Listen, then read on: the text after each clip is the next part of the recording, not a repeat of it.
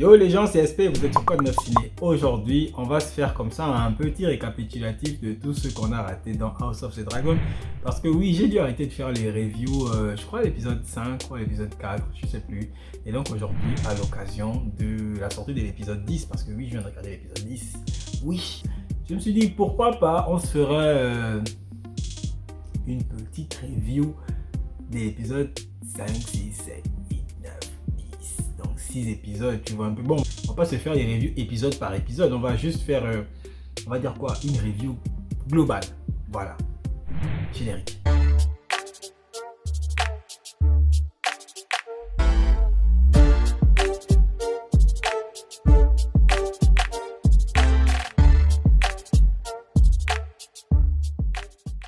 Alors, House of the Dragon, oui. Épisode 10, honnêtement, regarde le sourire. Tu vois un peu, c'est pour te dire que l'épisode 10, c'était tout simplement de la dinguerie. Mais avant de parler de l'épisode 10, il faut remonter un peu à partir de là où je m'étais arrêté. Donc, je me suis arrêté quand le roi affirme, comment tu appelles, la légitimité de sa fille au trône. Donc, le jour où il y a le banquet, c'est sa fille encore toute jeune. Et puis, il y a, comment elle s'appelle, elle, la fille Hightower, la fille Hightower, donc la reine, qui essaye de comprendre un peu que, bon, effectivement, si Rhaenyra devient reine, ça va chauffer pour elle et pour ses enfants, tu vois. Là, le roi organise un banquet à l'occasion du mariage de Rhaenyra, des fiançailles, du mariage. Donc, de Rhaenyra et du fils Valérian, tu vois un peu. Là, je t'avoue que c'est un peu chaud parce que oui, le fils Valérian, d'une part, il n'est pas attiré par les femmes. D'autre part, il a emmené son mec avec lui, tu vois un peu. Donc, ils sont là au banquet et tout. Il y a la meuf et puis il y a son mec. Et puis après, ça se barre en couille, tu vois. Il y a une bagarre, il y a quelqu'un qui meurt. Je crois que c'est le mec du fils Velaryon, le roi qui fait une crise, je crois, une crise cardiaque ou un truc comme ça. Donc, le mec, il tombe tellement c'est chaud parce qu'il a peur pour sa fille et tout le tralala. Voilà, c'est un peu le gros événement de l'épisode 5 ou... Ouais, je crois l'épisode 5. Ouais. Dans l'épisode 6, il y a tout de suite l'ellipse parce qu'il y a une nouvelle Rhaenyra. Enfin, c'est Rhaenyra, mais un peu plus vieille, incarnée par un autre personnage, enfin, par une autre femme. Voilà, et franchement, au début, j'avais du mal avec la meuf, tu vois. Je me suis dit, ah non, je suis habitué à la Rhaenyra qui a 17 ans, je sais pas quoi là. Enfin, moi, j'étais habitué à elle. Et puis j'ai vu la meuf, non mais elle joue super bien. Pareil pour la meuf qui incarne Alicent Hightower. Ouais, j'ai commencé à maîtriser les noms. Donc pareil pour la meuf qui incarne Alicent. Franchement, elles ont su gérer les personnages. J'avoue que généralement dans ce genre de situation, je suis pas très fan quand on change l'acteur qui incarne le personnage. Sauf si il y a des maquillages et tout, mais franchement quand on change généralement l'acteur, ça ne marche pas après. Mais là, HBO a fait très fort.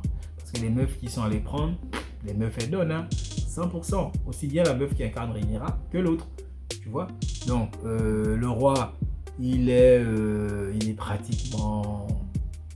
en fait, je crois qu'il est tout vieux là. Voilà, il a un bras paralysé. Il y a la Rhaenyra qui fait déjà des enfants. Je crois qu'elle en a déjà 3 ou 4.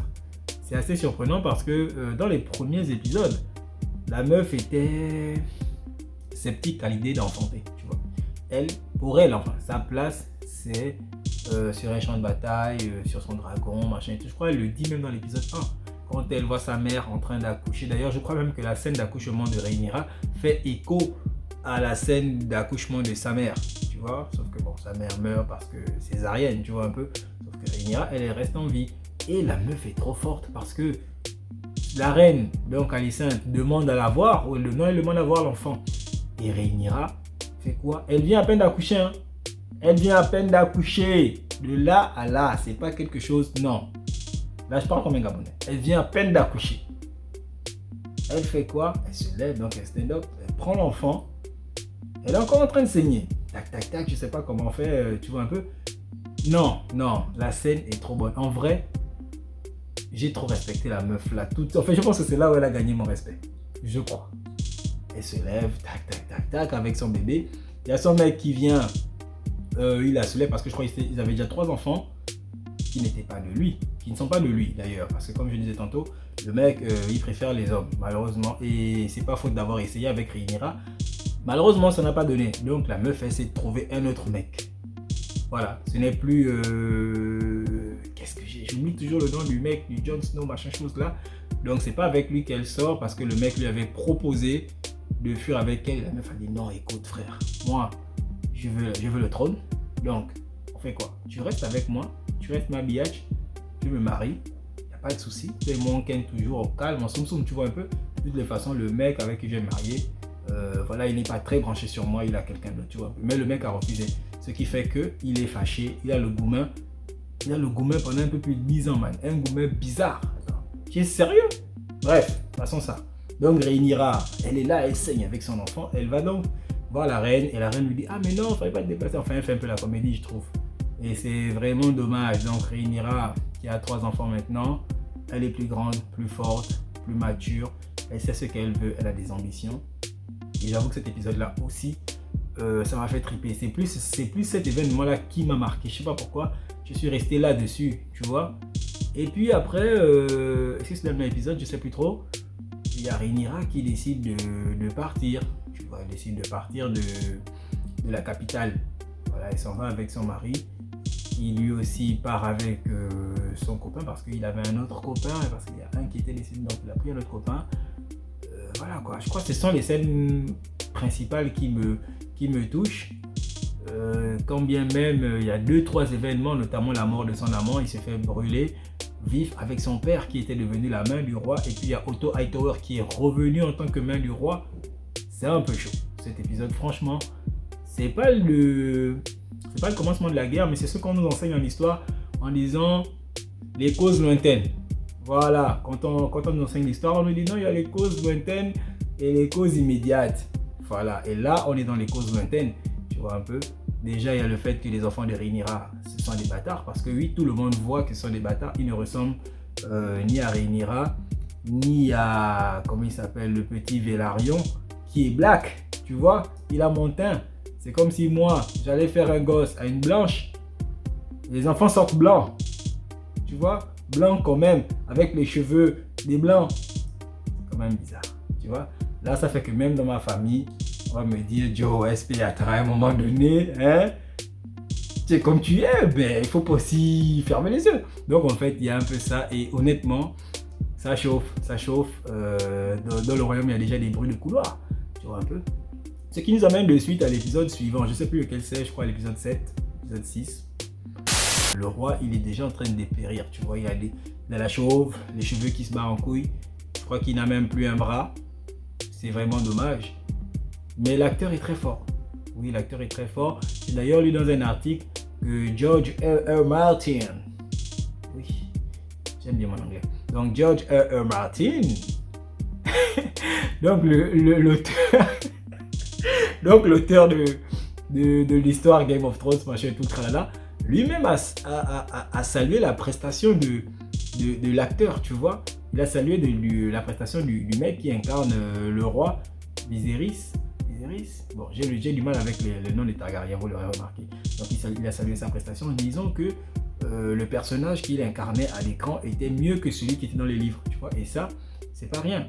L'épisode 7, franchement, ce qui m'a le plus intrigué, la bagarre des gamins. Oui, c'était un putain de combat à mort. Tu vois, ils se sont battus. Oui, je suis obligé de sauter parce que il y a juste les événements qui m'ont marqué, que j'ai retenu. Les mecs se sont battus, donc les deux neveux, tu vois, les fils de Rhaenyra, qu'on traite de bâtards. Bon, ils sont 3, mais les 2 plus grands. Leurs 2 oncles. Il y a un là qui est complètement cinglé, qu'on montre au début, qui se branlait à la fenêtre là. Et il y a son petit frère qui, au début, dans l'épisode précédent, il est encore tout gamin, mais il n'a pas de dragon, tu vois, et puis donc on se foutait de lui. Dans l'épisode qui suit, il est toujours aussi gamin, ou c'est le même épisode, je sais pas, il est toujours aussi gamin. Et tu vois, c'est un véritable psychopathe, le mec.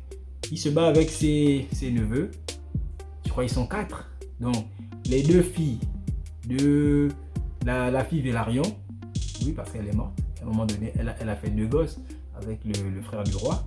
Les 2 fils de Rhaenyra, ils se fight. Je sais même plus pourquoi. Ah oui, parce qu'il a traité les gamins de bâtards. Donc il a traité ses neveux de bâtards. Et à la fight, tac, tac, tac, tac, tac, il arrive quand même à les gérer à 4. On aurait dit, moi, quand j'étais à l'école primaire, tu vois un peu, c'est papa, c'est des pétards qui collent aux enfants. Mais c'est un gamin, hein. Je crois qu'ils sont tous de la même génération, genre 1 an, 2 ans d'écart. Ils se battent et tout. Et puis au bout d'un moment, il y a l'un des fils de Rhaenyra qui prend un couteau et puis schlaf, tu vois un peu. Il lui crève un œil. Voilà, il lui crève un œil, tranquille. Dans une bagarre de gamin, je te parle de gamin de quoi, 12, 13, 14 ans, tu vois un peu. C'est quand même stupéfiant, tu vois, de penser qu'un gamin, il va prendre un couteau. Bon, après, vous donnez aux enfants des couteaux, des épées, ils vivent dans un environnement de merde, tu vois. C'est normal qu'ils aillent chercher les couteaux pour se poignarder. Donc là, il ouvre l'œil de son oncle, tranquille, tchaf, tu vois. Le mec est borgne, on dirait Zoro ou Kakashi. Et puis là, il y a une petite réunion, le roi il est fâché, il arrive. Tout le monde est en pétard, même la mère du petit qui s'est fait éborgner, elle est en pétard. Donc la reine, voilà, elle est en pétard. Elle prend un couteau à un moment donné, elle dit, bah écoute, c'est œil pour œil, tu comprends? C'est la loi du talion, on blague pas ici. Tu prends l'œil de mon enfant, je prends l'œil d'un de tes enfants. C'est chaud. À un moment donné, la Rhaenyra, en fait, elle est désemparée, elle sait pas quoi faire, tu vois. La meuf, la reine donc qui joue avec le couteau, et je crois qu'elle blesse Rhaenyra à la main, je crois à la main, voilà. Le roi arrive, et c'est l'une des scènes qui m'a le plus prouvé que le roi, il est faible, tu vois, parce qu'il arrive, c'est le roi, bordel de merde, il arrive, et puis, il demande aux gens de se calmer, mais les gens ne se calment pas, donc les gens continuent de chauffer. Non, en fait, il n'arrive pas à s'imposer, pour dire simple en fait, voilà, il est faible. Il est faible, et je trouve ça un peu dommage. Bon, c'est comme ça qu'on a écrit le personnage. Bon, est-ce qu'il est faible? J'ai envie de dire qu'il est trop gentil. Et la gentillesse, c'est certainement c'est très souvent une caractéristique des personnes faibles. Généralement. Je ne dis pas que tout le monde, toutes les personnes gentilles sont faibles. Mais être trop gentil aussi, ça donne l'impression que tu es faible. Et ça, c'est vraiment dommage.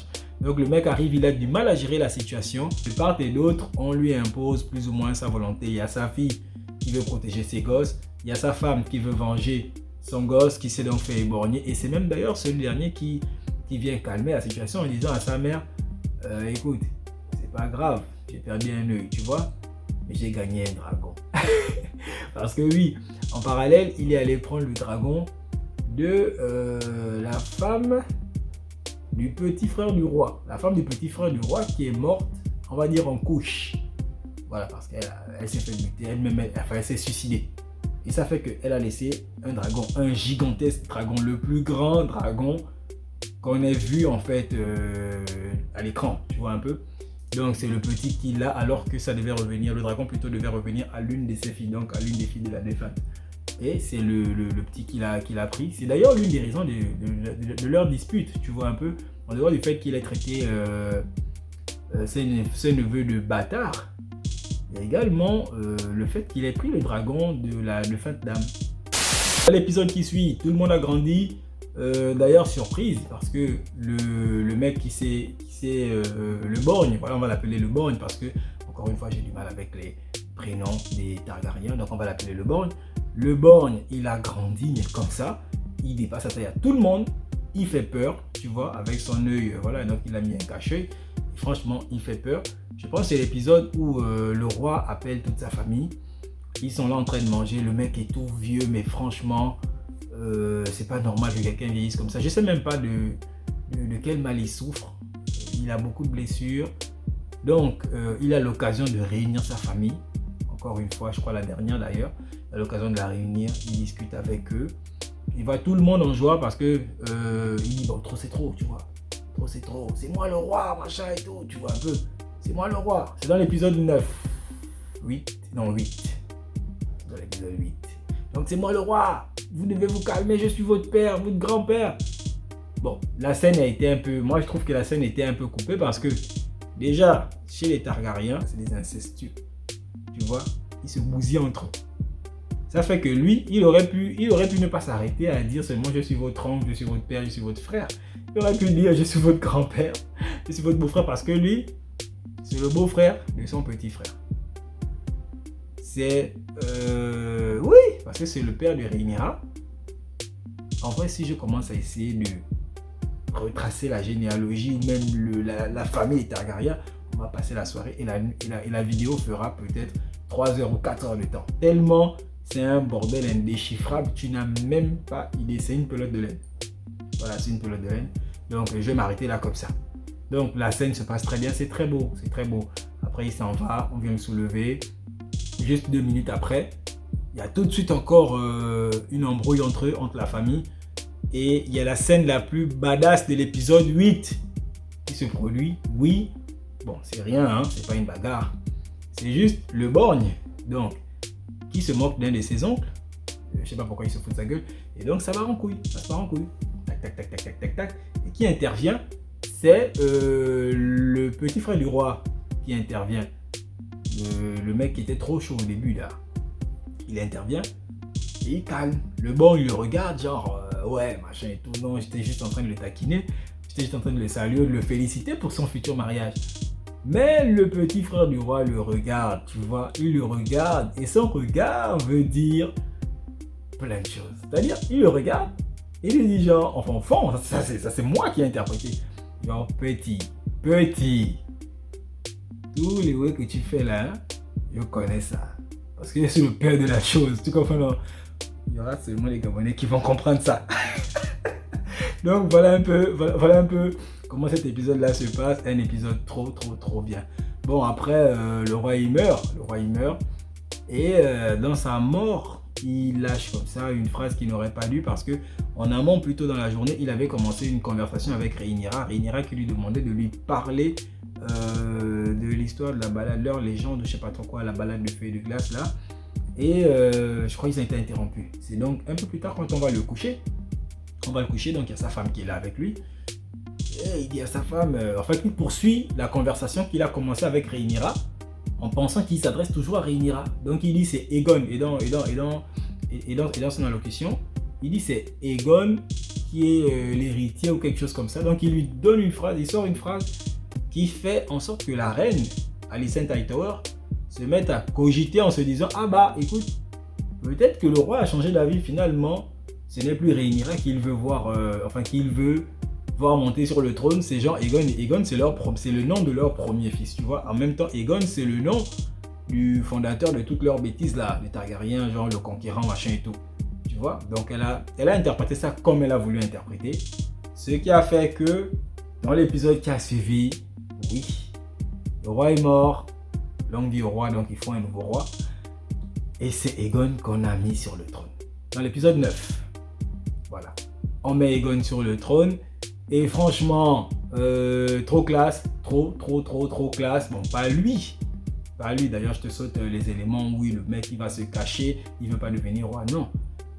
Déjà tu sens que le mec il veut pas devenir roi, tu vois, ça l'intéresse pas, il en a strictement rien à foutre. Mais bon, à un moment donné il y a une scène trop cool qui lui fait pousser une paire de couilles immense, mais comme ça, tu vois un peu, on lui met genre les épées, tu vois, donc il passe en dessous. On avait un jeu comme ça quand on était gamin, je te passe les détails, hein. Voilà, donc on lui met les épées comme ça et le mec il doit passer en dessous. Et genre quand il passe, il est classe, genre il gonfle. Ouais, c'est moi le roi. Tu vois un peu, les gars à gauche, les gars à droite, vous faites ça pour moi? Tout ça, bon, ça c'est ce qui se dit, tu vois un peu. Genre, ouais, tout le monde est là pour moi. Ouais, c'est moi le mec. Tac, il arrive. Et puis on lui sort toutes les conneries à 2 balles. Aegon, Targaryen, roi des premiers hommes, roi des Andals, des marcheurs blancs, ou je sais pas trop quoi. C'est toi le roi maintenant. Tac! Et le mec il est roi quand il s'élève. À un moment, il sort son caftan, il sort son épée. Ouais, tu vois un peu, il est chaud. Et pendant ce temps, donc, pendant qu'il est en train de festoyer, il y a aussi la scène la plus cultissime, mon culte, donc la scène la plus badass de l'épisode. La reine là, j'ai oublié son nom, elle s'appelle Targaryen aussi. Non, elle n'est pas reine, la princesse qui voulait devenir reine au tout premier épisode. Donc la reine qui ne le fut pas, je crois que c'est comme ça on l'appelle, j'ai oublié son nom aussi. Voilà, donne-moi ça en commentaire.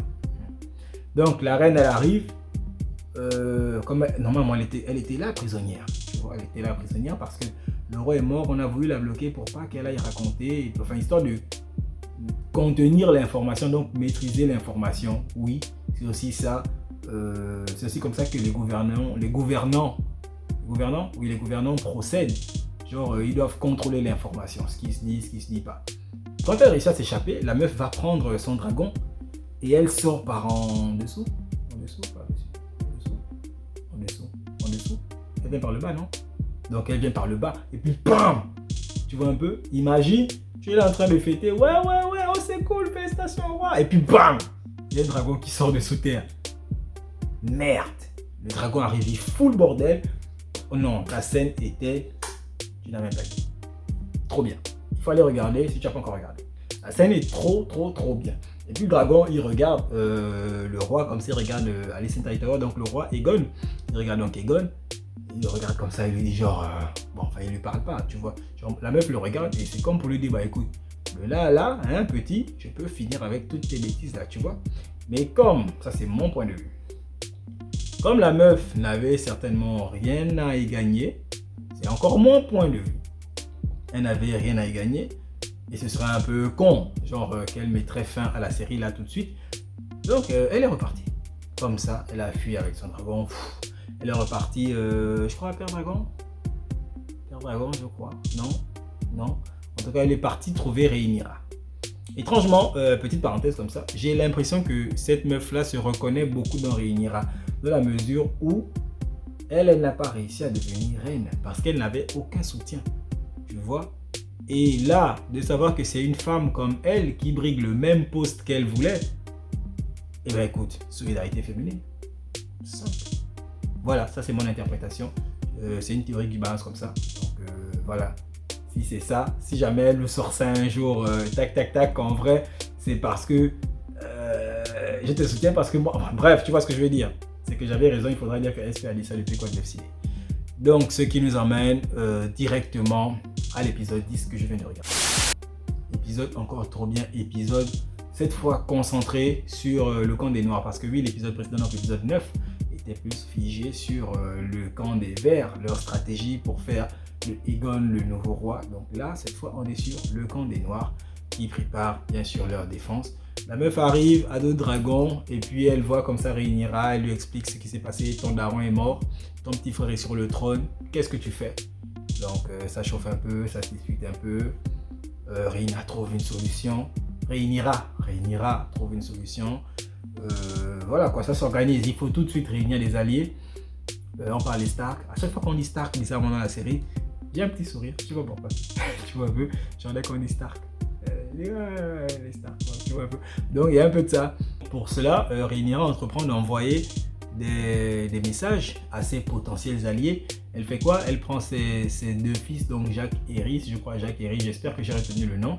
Jaqen et Rhys et l'autre, voilà, elle les envoie à d'autres dragons. Elle envoie également la reine qui ne le fut pas. Deux dragons, chacun allait à gauche à droite, tac. Et le plus petit, donc des fils de Rhaenyra, enfin des deux qui ont été envoyés, là-bas il arrive, il tombe sur son oncle. Oh, Seigneur Jésus. Il tombe sur son oncle, le borgne, tu vois. Et tout de suite, tu sens que le petit chie dans son pantalon, tout de suite, parce que le borgne, il fait quoi? Il enlève genre son cache-œil, tac, et il a mis quoi dedans? Il a mis un Rubik. Non mais... il est grave flippant le frangin. En vrai, moi, je tombe sur lui quelque part, je panique. Tu vois, donc, voilà. Il tombe sur lui et puis il lui dit, écoute petit, il y a mon œil que j'ai perdu. Il prend un couteau, tac, et il le lui balance comme ça. Je veux un autre œil. Voilà. Tu prends ton œil, tu enlèves, tu me donnes. Je vais donner à ma mère en guise de cadeau. Le petit refuse, bien sûr. Le propriétaire des lieux, j'ai oublié son nom, intervient en disant non, pas dans ma maison, vous n'allez pas foutre le bordel. Parce qu'en fait, le borgne, il était venu pour, on va dire quoi, avoir le soutien du propriétaire du lieu. Je connais pas son nom, je suis vraiment obligé de parler comme ça. Donc il était venu pour avoir son soutien, il est arrivé donc avant son neveu. Donc quand son neveu arrive, il voit le dragon gigantesque qui surplombe le mur, mais il rentre quand même. Donc après toute cette petite embrouille, le petit prend son dragon et il essaie de décamper aussi vite que possible. Il s'en va et bien sûr, on pouvait s'y attendre. Il se fait attaquer par son oncle. Ce que j'ai trouvé assez bizarre, assez dur. Voilà, il se fait attaquer par son oncle. Bataille des dragons dans les airs. C'est chaud. En même temps, le dragon du borgne gigantesque qui fait au moins 6 fois la taille du dragon du neveu. Bon, il se passe ce qui devait se passer, le petit meurt et franchement, bon, enfin, son dragon se fait couper en deux. Et puis vu la hauteur à laquelle il se trouvait, ça m'étonnerait que le petit ait survécu. On va passer dans la saison 2, j'espère vraiment, dès que ça va rentrer dans la guerre, on rentre directement dans la guerre. D'entrée de jeu, je pense même pas qu'on va perdre du temps là-dedans. Tu me dis également ce que tu as pensé de l'épisode 10, que moi j'ai trouvé trop bien. En tout cas, tous les épisodes de House of the Dragon, chapeau. Vraiment masterclass. Il n'y a rien à dire là-dessus. Donc voilà quoi, je te dis à plus et puis on se voit la prochaine fois. Tchuss.